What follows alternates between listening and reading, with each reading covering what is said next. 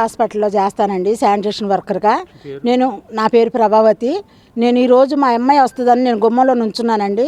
నుంచుంటే వచ్చి నేను అడ్డంగా ఉన్నానని నన్ను ఇలా పెట్టి దోసేసాడు. ఇంకొంచెం అయితే పడిపోయేదాన్ని నిలదొక్కుని ఎవడాడు తోసిందని ఎవరో అని నేను ఎవడాడు తోసిందని నేను వెనక్కి తిరిగి చూస్తే ఆయన అంటాడు, ఏంటే మాట్లాడుతున్నావు ఏంటి ఇలా ఎక్కడి నుండి అనేసి నన్ను చాలా అమర్యాదగానే మాట్లాడాడు.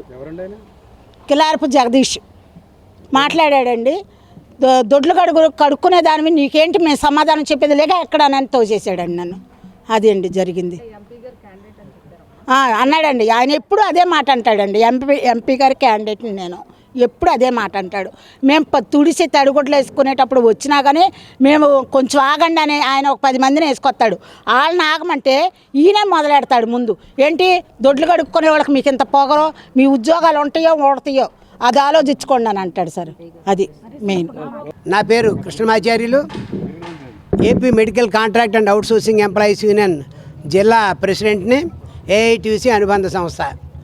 ముఖ్యంగా ఏలూరు జిల్లా ఆసుపత్రిలో ఈరోజు జరిగింది ఏమిటంటే, కిలారపు జగదీష్ గారు అనే ఒక ఆయన నేను హాస్పిటల్ అడ్వైజరీ కమిటీ మెంబర్ని అని చెప్పేసి గత కొన్ని సంవత్సరాల నుంచి ఎప్పుడు కూడా ఆయన అడ్వైజరీ కమిటీ మెంబర్ని అని చెప్పుకుంటాడు.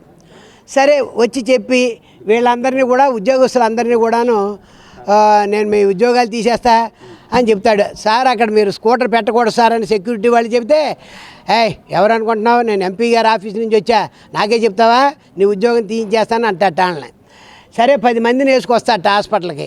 వేసుకొచ్చుంటే వీళ్ళు స్వాబింగ్ చేస్తూ ఉంటారు కదా, ఆ స్వాబింగ్ చేస్తుంటే అయ్యా మీరు కాసేపు ఆగండి తొక్కకండి అంటే, ఏంటనుకుంటున్నారు మీరు, ఆఫ్టర్ ఆల్ మీరు కూడా మాట్లాడేవాళ్ళేనా, తుడుచుకునేవాళ్ళు, మేము వస్తే మీరు ఆగిపోమని చెప్తారా ఏంటని చెప్పేసి వీళ్ళందరినీ డబ్బా ఇస్తాడని ఇలా వీళ్ళు ఎప్పటి నుంచో నాకు కంప్లైంట్లు ఇస్తున్నారు. సరే పోన్లే ఇవన్నీ జరుగుతూ ఉంటాయిలే అమ్మా అని చెప్పేసి మనం కూడా చాలా కాలం ఓపిక బట్టి నేను ఎంపీ గారికి ఒక మెయిల్ కూడా పెట్టా.